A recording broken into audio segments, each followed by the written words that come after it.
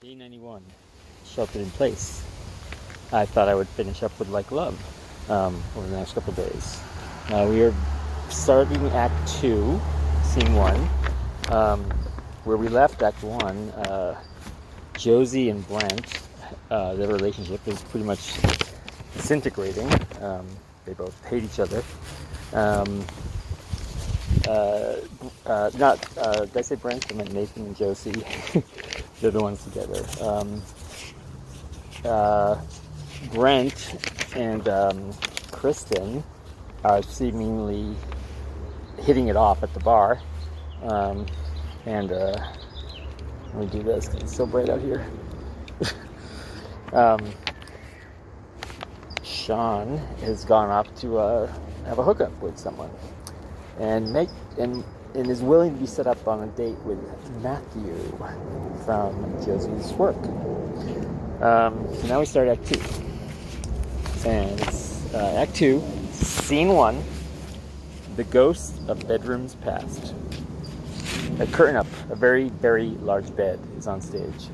Lots of figures and outlines of people can be seen underneath the blankets and covers. An alarm clock goes off. A hand reaches out and smacks it. The alarm stops. We hear a groan, and then Brent sits up in the middle of the bed. I drank too much. I drank way too much. Can I have some of your water? Charity sits up in bed. Charity, no, we drank it all last night. We drank everything in the house. Brent reacts in shock to seeing his ex-girlfriend in his bed. Brent, Charity, what the hell are you doing here? Charity, poor, sweet little Brent. Brenty, didn't you realize I'm always going to be here in your bed? Brent, what the hell are you talking about? Where the hell is Kristen? Charity, calm down. She's right there, sound asleep. Oh my, guess who she is dreaming about? Brent, thinking she's talking about him. Really? He's such a clueless idiot. Charity, sorry honey. Sorry honey, not you, but your friend Nathan. That's whom she really pines for. Brent, what? You don't know what you're talking about. Charity, ask her. Better yet, here, let me show you. Nathan and Kristen sit up at the end of the bed. They are holding each other.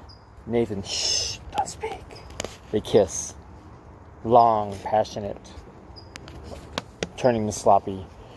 Nathan, I've wanted to do that for so long. Kristen, you have? Oh, Nathan, I can't believe this is happening.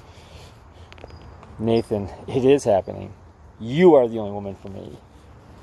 The first time I saw you, you took my breath away. I love you, Kristen. Love you, love you, love you, love you. Brent interjects. Okay, wait a minute. Wait a fucking minute. Charity, you are so warped. That is not what is going on between them. I mean, you mean to tell me that Nathan is cheating on Josie with Josie's best friend, Kristen? Come on. Charity, I never said anything like that. I was simply showing you what Kristen was dreaming about. But if you want to know what happened over at Josie and Nathan's last night, it looks something like this. Nathan rolls over from Kristen, and Josie pops out from underneath the covers on the bed. But she is facing away from Nathan. Nathan, oh baby, come on. Let's fool around. A little, come on. Make Mr. Happy happy. Josie, Nathan, first of all, I am tired. And secondly, you treated me so horribly tonight. What makes you think I want you to touch me? Nathan, breathing in her ear, because you love me. Josie, stop it. It's late, I'm tired, and I just want to go to bed. Nathan, fine. Oops. Hold on. Dropping the phone. Nathan, fine. Brent, okay, now that is realistic. Charity, yeah, but what you don't know is what Josie is thinking. Nathan drops his head back and snores loudly. Josie starts moaning as though she's having an orgasm. Of course she is. Brent, what is it? What is that, a dildo? Charity, just keep watching. We see the blanket in between Josie's legs is moving. A person pops out of it. It is Matthew. Oh, Matthew. You may be gay, but you sure know how to treat a woman. Matthew, thank my mom for that. Brent, okay, so what you're saying is that Josie's having an affair with a gay office worker who apparently had a weird relationship with his mother. Charity. Not exactly, but you don't listen very well. And besides, Matthew has other things on his mind. Sean is behind Matthew and pops up from underneath the covers. He and Matthew are kissing, while Josie just watches. Nathan continues to snore. Brent, what? Sean? How does he even know Matthew? Charity, it's a small gay town. They all know one another. Brent, that still doesn't explain why you are here. Charity, I am here because you want me here. Brent, I do not want you here. I can't stand you. I hate you. Charity, isn't it amazing how people can go from love to hate so quickly? Brent, I think you had a lot to do with that. Charity, maybe we never really loved one another. Brent, if that were true, then we wouldn't actually hate each other.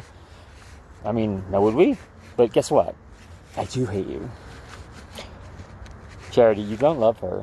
Brent, how do you know who I loved? Charity, I know everything that goes on in there, motioning to his head. Just like you have been inside me, I am inside you.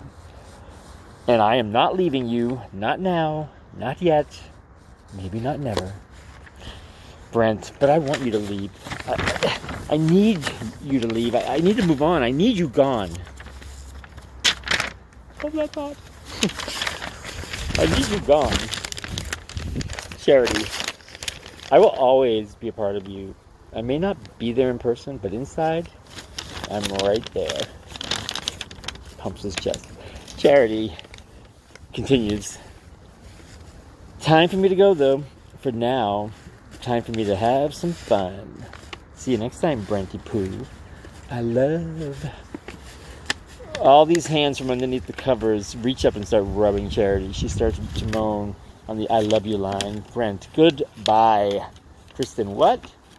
Goodbye? Brent, nothing. I was talking in my sleep. Oh, well, good morning. She leans over and kisses him. You sleep okay? I slept great. Brent, good dreams? Kristen, yeah, the best. Brent, really? Blackout.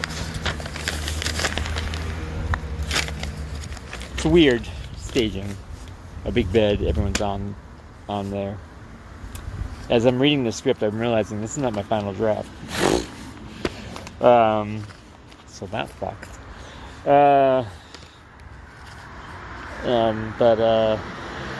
Because originally I told you about the characters, the old man and the old woman. They're kind of like something like in Harry Met Sally. The old couples at the end talking about how they met. The first time is the man comes across the stage and he walks on stage and he does a little monologue. He does a long monologue, like a page and a half, and about how he found his love and blah blah blah blah blah. And then later on, we see the woman, the older woman, and then she does sort of the same thing. And then later on, you realize that they're talking about each other and that they're together. I liked it, but people compared it to When Harry Met Sally and gave me criticism for it. So let's see. A guy who ran a theater, a small, stupid little theater here, who wanted to do a stage reading and then fell off the face of the map, but fell off the face of the earth. I don't know. He just disappeared on me. First he was so gung-ho about it, and then he sent me an email at one point saying, well, we were considering doing it, but it's really it's like an extended episode of Friends. I'm like, yeah, I guess it is. And then someone else compares those scenes to When Harry Met Sally. But when all this is done, I'm going to read the letter from Tony Ciccone from Berkeley Repertory Theater. And he said, well, I'm not going to tell you what he said now. But I didn't send it to him. Mr. Ben Bial sent it to him. I wanted to wring his little neck. But then I was kind of like, oh, thank God, Ben. So I had some real critique on my writing from a artistic director at a major theater. Yeah. Tomorrow I'll do scene 2. Actually, I'm going to do it right now, but then we'll play it tomorrow. Day 91, Sheltered in Place. We're getting up there.